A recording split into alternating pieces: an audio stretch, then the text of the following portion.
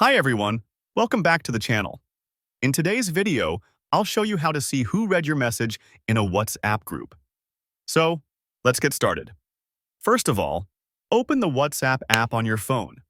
Once WhatsApp is open, go to the group chat where you sent the message you want to check. Now, find that message and press and hold on it for a second. You'll see some options appear at the top of the screen.